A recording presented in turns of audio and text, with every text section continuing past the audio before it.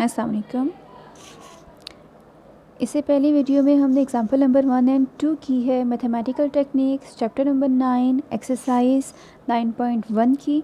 Topic है simultaneous differential equations.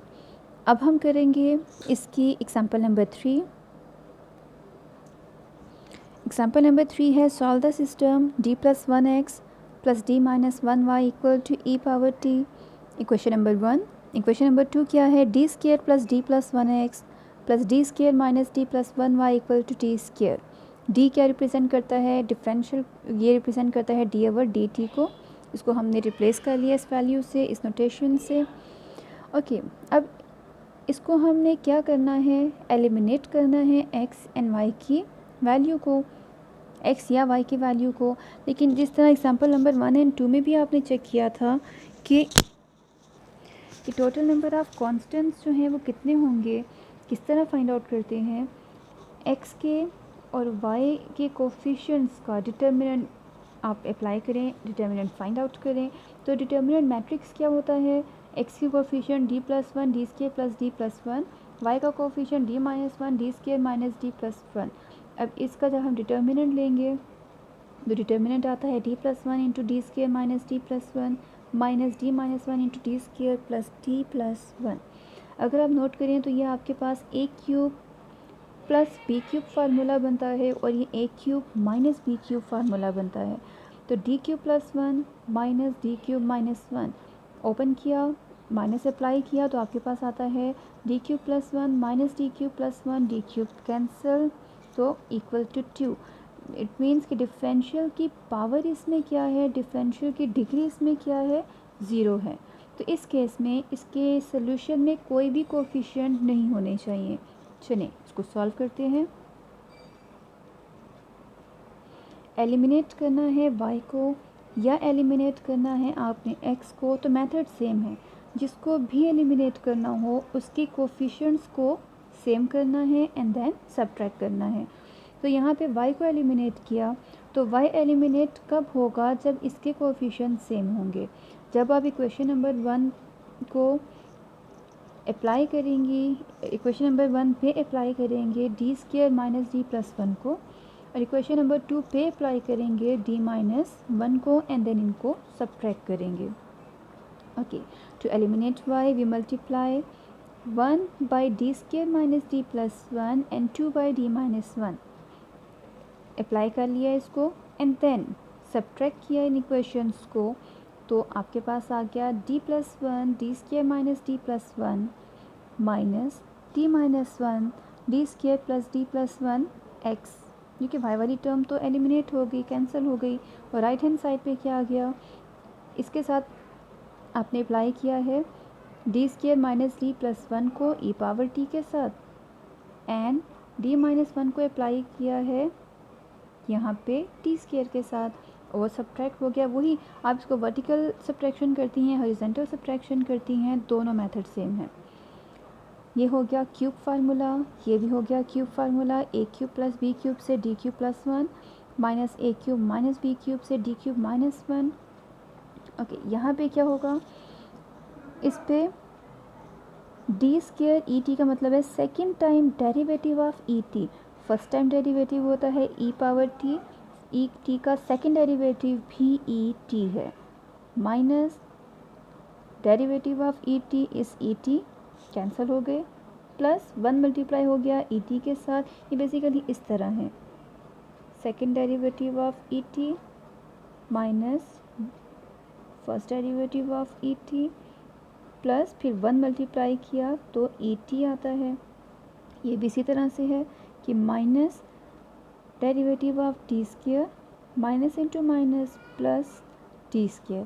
तो अब t² का डेरिवेटिव हो गया 2t और ये एज इट इज़ अरेंज कर लिया, आपके पास आ गया at minus 2t plus t²। यहाँ पे क्या हो रहा है, इस साइड पे d³ तो कैंसिल, आपके पास 1 प्लस 1 2x आ गया इक्वल टू दिस। जब आप 2 पर डिवाइड करेंगी तो x आता है 1/2 at minus 2t plus t²। अब यहाँ देखिए आपके पास x की वैल्यू फाइंड आउट भी हो गई और उसमें कोई भी कांस्टेंट गिवन नहीं है। अब x की वैल्यू को आप अगर एलिमिनेट करना चाहती हैं या x की वैल्यू किसी भी एक इक्वेशन में पुट करें तो भी ठीक है, लेकिन इसमें क्योंकि कोई भी कांस्टेंट आपके पास नहीं आ रहा तो आप क्या करें, इसमें आप x को एलिमिनेट कर लें। x को एलिमिनेट करने के लिए क्या करेंगे, इनके कोफिशिएंट्स को सेम कर लें। अब इसके कोफिशिएंट कैसे सेम होंगे कि इस इक्वेशन नंबर 1 को d² + d+1 से मल्टीप्लाई किया, इक्वेशन नंबर 2 को d+1 से मल्टीप्लाई किया एंड सब्ट्रैक्ट किया, तो आपके पास x को एलिमिनेट करके आता है d² + d+1 into d - 1 minus d+1 into d² - d+1 y, और राइट हैंड साइड पे क्या होगा, d² + d+1 into et minus d+1 into t²। यहाँ पे a³ - b³ and a³ + b³ का फार्मूला कन्वर्ट हो गया।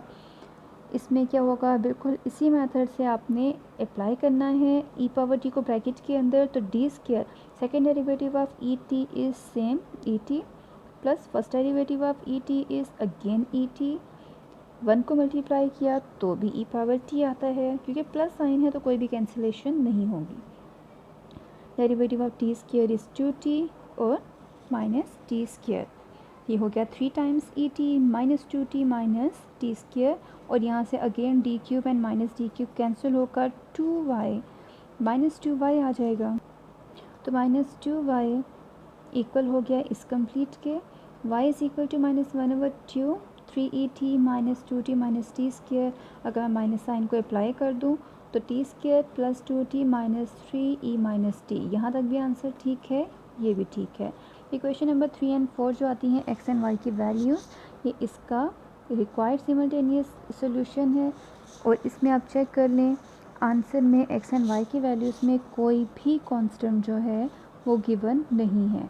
क्यों नहीं है, उसका रीज़न क्या है, क्योंकि हमारे पास d³ और ये वाली टर्म्स डायरेक्टली कैंसिल हो गई,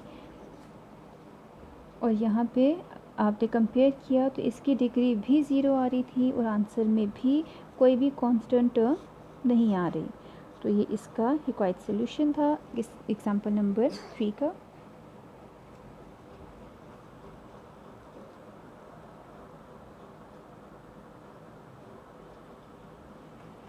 अब इसमें एक और चीज़ अगर आप एग्जांपल नंबर 3 में नोट करें तो C1 एंड C2 ना आने का रीज़न सॉल्यूशन में क्या है, पहले क्यों आया अब क्यों नहीं आया, क्योंकि एग्जांपल नंबर 1 एंड 2 में आपके पास आफ्टर सिंप्लीफिकेशन कोई ना कोई डिफरेंशियल इक्वेशन आती थी जिसको 8.1 के मेथड से आप सॉल्व करके yc या yp को फाइंड आउट करते थे, और उसमें yc में कम्प्लीमेंट्री फंक्शन में c1 c2 इंक्लूड होते हैं, जबकि इस केस में x और y के लिए कोई भी डिफरेंशियल इक्वेशन नहीं आ रही, इसीलिए डायरेक्टली x एंड y की वैल्यूज़ आ रही हैं इसमें, तो इस पर 8.1 का मेथड अप्लाई ही नहीं हो रहा। यही रीज़न है कि इस केस में आपके पास कोई भी कांस्टेंट नहीं आ रहे, तो ये एक पॉइंट था इसमें, ताकि आप कंफ्यूज ना हो कि फर्स्ट एंड सेकंड में कांस्टेंट थे इसमें नहीं थे, तो ये एक मेन रीज़न है कांस्टेंट ना आने का, क्योंकि इसमें कोई भी डिफरेंशियल इक्वेशन नहीं आ रही, डायरेक्टली एक्स एंड वाई की वैल्यूज़ आ रही हैं। एंड इससे पहले एग्जांपल्स में जब आप सिंप्लीफाई करती थे तो वहाँ पे आपके पास डिफरेंशियल इक्वेशंस आ रही थी, जिसके थ्रू फिर आप कैरेक्टरिस्टिक इक्वेशन फाइंड आउट करते हैं, और वाई सी में C1 C2 इंक्लूड होते हैं। Thank you.